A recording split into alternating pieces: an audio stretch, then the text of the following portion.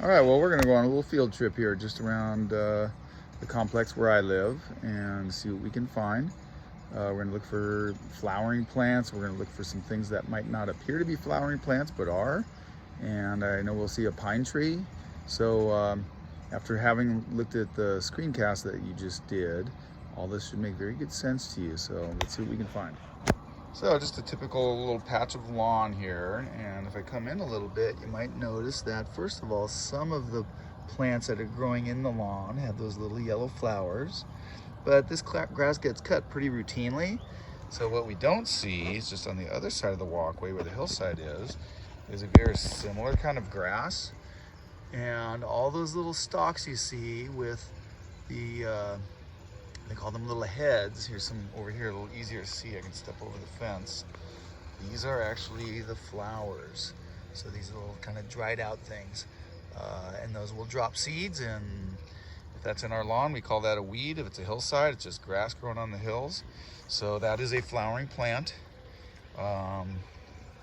Just walking around, you got some other little more pretty flowers. I don't know the names of all these flowers. I know when I was learning all this, we learned about all the what are called the indigenous, that meaning that this is where they come from, the indigenous flowers and plants of California.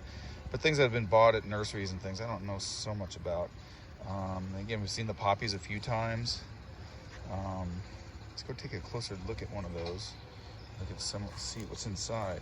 Oh, I gotta be careful. I know there's been a couple of rattlesnakes around here lately. So if you take a little look here on the inside, see a sharp, a real nice, pretty little flower in there. Okay, and I know we didn't really take the time to do all the different flower parts. Here's a pretty one, these white ones called morning glories. Very nice. These are just growing on the hillside here. Okay.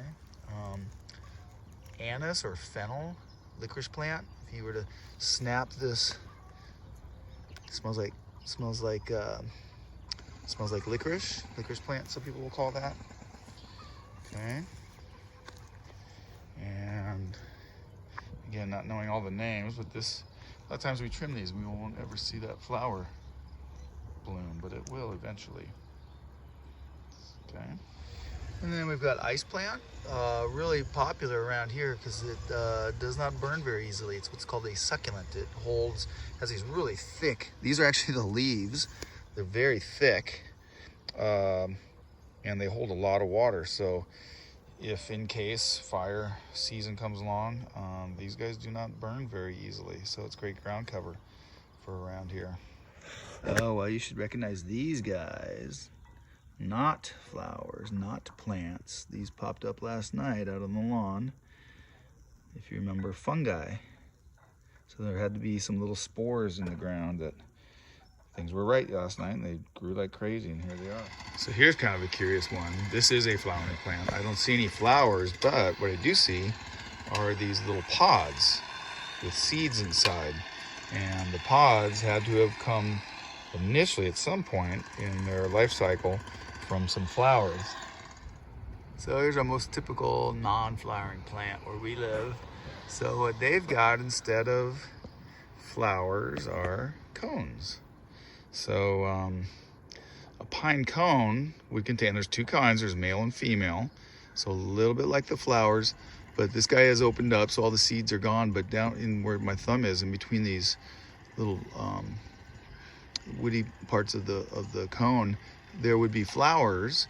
And not so much now, but actually right about when we were leaving school in March, a lot of because I know this because if the pine trees at school, there'd be like a yellowish powder all over the cars in the parking lot, and that's from the male cones. It's like these little yellow fuzzy, really small looking cones that drop pollen, and the pollen is that yellowish powder. So that pollen goes into the female cone, fertilizes the seeds, and the same story that I told you before, just no flowers. So here's a little lime bush that I have in my yard, and you can see here's a flower, and in that flower, the yellow part you see is the very top of the the part called the stigma that you saw in the lesson. And what's going to happen is pollen grains are going to have to get on that stigma. They go down into the carpel. All right, so I can tell that these flowers have already been fertilized, partly because the petals are shriveling up. Once the seeds have been fertilized, the need for the petals aren't really, they're just not necessary anymore, because that's what attracted a pollinator to them. And you can actually see amongst them, there's one of them that's a little more developed, where that yellow thing is gone. There's the yellow thing here, it's called the stigma, and all that's left is the ovary with seeds inside, which is eventually going to grow into a piece of fruit. Okay, so here we have a whole cluster. That's going to be a whole bunch of limes in a week or two. Okay, so the fat green parts you see have seeds inside, and the ovary is what you call the part you see right now. Eventually grow into a lime. So it's a small one, it's not ready to pluck yet. This one's kind of cool because it still has what's left of the pistil on there. Okay, so it goes from flower to fruit through that whole process. So I got kind of lucky where that whole process is happening on this plant right now. If you have a lemon or a lime tree in your yard, you can probably go out there right now and see the same thing, because right now is the time that most of these plants are beginning to fruit. All right, so that's our short little field trip looking at a handful of plants.